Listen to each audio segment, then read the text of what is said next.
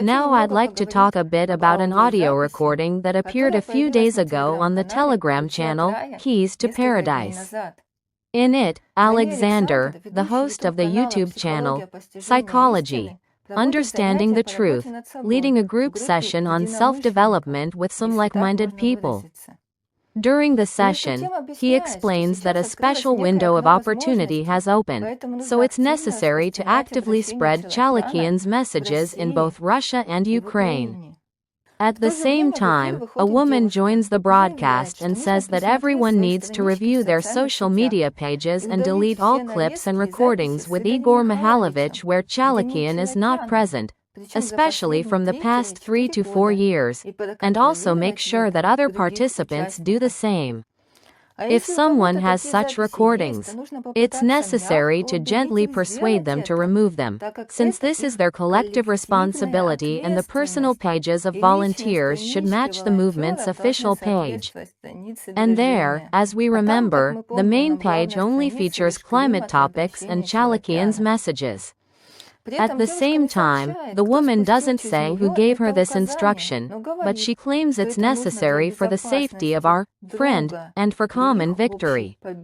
To prevent participants from asking unnecessary questions, it's also hinted that, after all, we can't see the whole picture. This same directive, in the form of a short summary, is being sent to all the movement's volunteers. Someone commented to me that in their movement, they're actively working on themselves in the projects, as a good example for others, meaning me, and that they have real unity, not just stories about an invisible war, unlike what I talk about. So let me get this straight. Is working on yourself in the projects now just about erasing the original knowledge from yourself and your neighbor and spreading Ch's provocative appeals? And is unity really just everyone silently and obediently following the orders of those who took over AllatRa? And here's the question. Think about it. No, not even think. Feel it. After all, we all watched conversations with Igor Mikhailovich. Could he suggest that volunteers delete spiritual knowledge? And now imagine, Igor Mikhailovich is watching now, how you delete conversations. And what? Is he happy? Remember how Umar ordered the followers of the Prophet to bring the records of the Quran and burned them. People brought them willingly, but at least he burned them himself, whereas here, volunteers are destroying spiritual knowledge with their own hands, and even pushing others to do the same. And I really want to ask such volunteers, what do you feel inside when you delete the conversations with Igor Mikhailovich? Joy, love, being filled with the Holy Spirit, or doubt and sadness? Friends, you can't help but feel this, can you? And here's another question.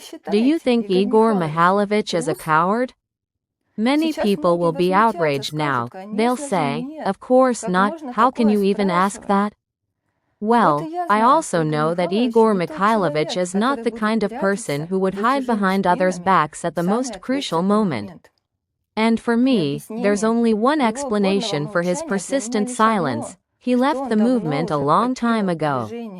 After all, he used to say that there should be openness and honesty in the movement, and if power appeared there, he would be the first to leave. And he did leave, and whether to follow Cholakian or not is now a test of loyalty to God and a personal choice for each individual. Now think about it. Considering everything that has happened in the movement over the past year and a half, if Igor Mikhailovich has not left it, then why is he silent? I can only picture a humorous scene about this. So, Igor Mikhailovich comes out and says, "Friends, I'm fine, just obey Cholakian in everything and simply do what you're told, and most importantly, don't think about anything yourselves, you'll find out everything later." Yes, I asked to remove the spiritual knowledge, because my safety is more important. I'm afraid that corrupt rhapsodes will see your page with my conversation and add yet another dirty article to the hundreds already out there, because it's not proper to talk about God at the end of times. people won't understand. Remember, we have one goal, to simply carry out the degassing of Siberia, so that we can live in safety for the next 250 million years. What's that, you ask? What about creating the Unified Scientific Center to counteract cosmic radiation? Well, never mind that radiation. Right now it's more important to overthrow Vorkin and overthrow Putin. You ask, what about the Archons, won't they stop? Well, you've heard the truth. It's not them at all. It's the KGB Hydra moving its tentacles. It's obvious that Cholakian is from the CIA and has reliable information. You say, how could I be wrong about this and about the Boki order? Oh, that's simple. Nastya had it whispered to her by a shaitan, and I was distracted when I was checking her memoirs. How could he have whispered enough for 2 books? Well, don't worry, when things calm down, I'll ask Cholakian to rewrite those books so that everything is correct. Somehow, it's hard to believe in such an Igor Mikhailovich, isn't it? And yet, the next step the Archons will take regarding the movement is obvious. Right now, volunteers will clean up their own pages, then the conversations with Igor Mikhailovich will simply be deleted from the AllatRa website's archives, hiding behind the same security of friends, and then, the remaining channels with conversations on YouTube will be banned for copyright infringement. By the way, some conversations have already long been deleted even from the movement's website. For example, the code of the APEXILNS, the most valuable currency in the universe, about the ninth circle. Just imagine, Igor Mikhailovich told us the truth, and these pages were simply torn out, and who tore them out? Just people who gave themselves power and decided on their own that we can no longer listen to these conversations. And if you subscribed to the Telegram channel I previously recommended for its convenient table of contents, which was called Conversations with Igor Mikhailovich Danilov, you couldn't notice that all the posts disappeared from there, and then were re-uploaded, but already without those 3 episodes.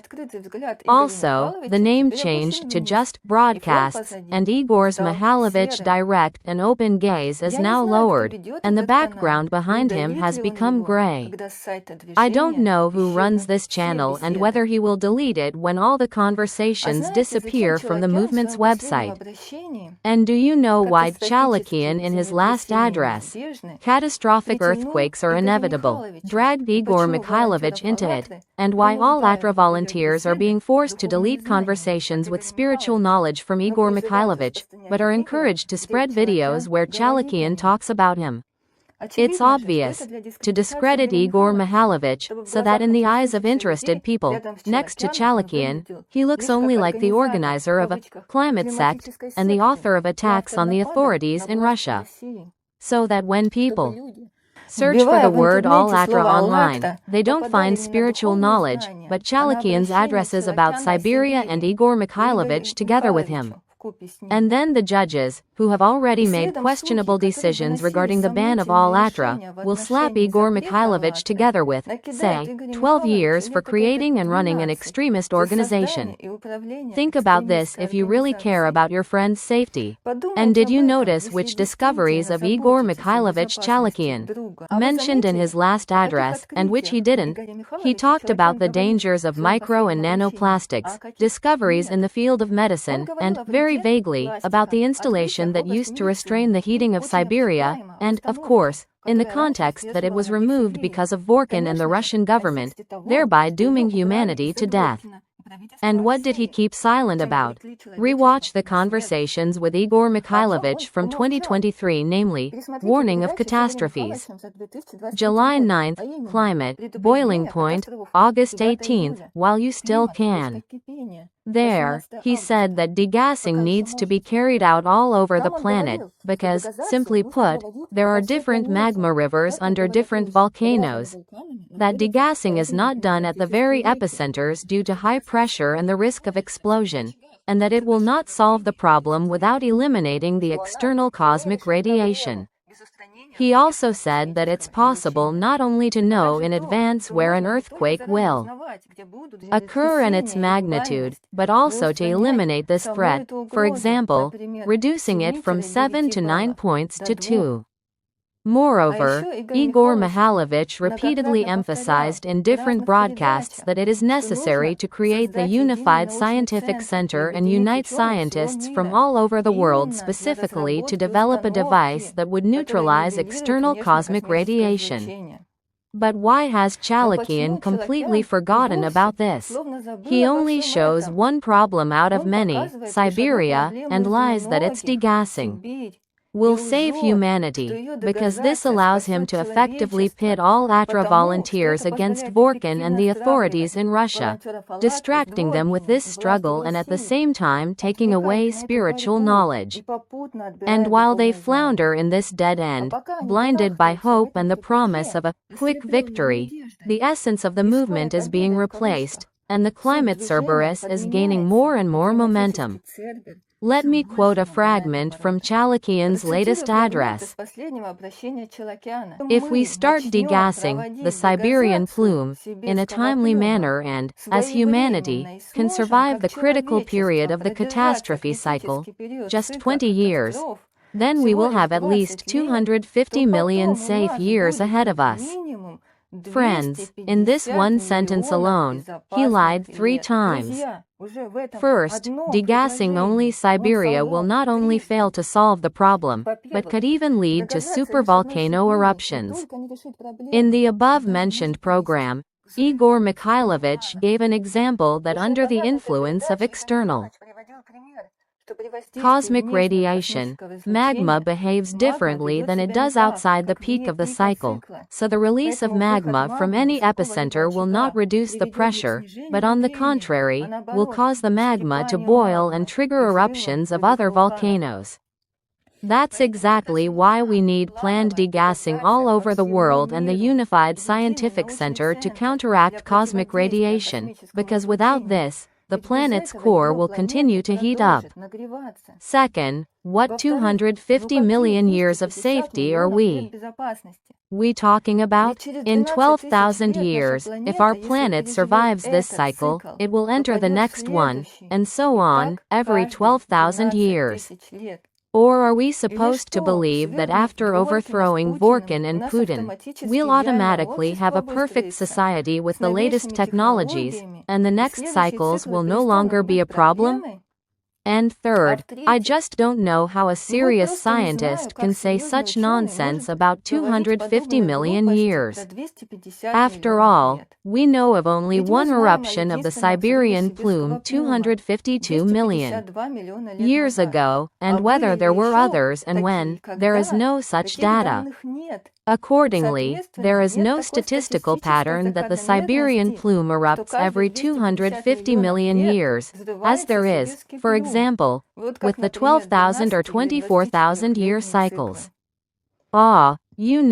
If Cholakian and those who stand behind him had done everything I described in the previous video, destroying spiritual knowledge, distorting the very essence of the movement, manipulating and deceiving volunteers, and so on and so forth, but at least had been honest about climate issues, as he was back when Igor Mikhailovich was still around, when he called on world leaders to stop wars, open borders, consolidate resources, and unite scientists to create the Unified Scientific Center, without which it's simply impossible to overcome the climate. In that case, there would at least be some justification for his lies in other areas.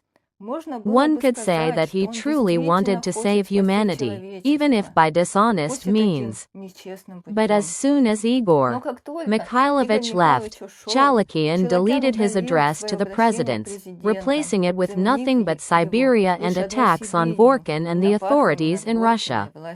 And the attacks might be understandable, since all AllatRa really has suffered and continues to suffer from the actions of anti-cultists. But such a strategy is not only ineffective, it's also dangerous for members of the movement from Russia and Ukraine.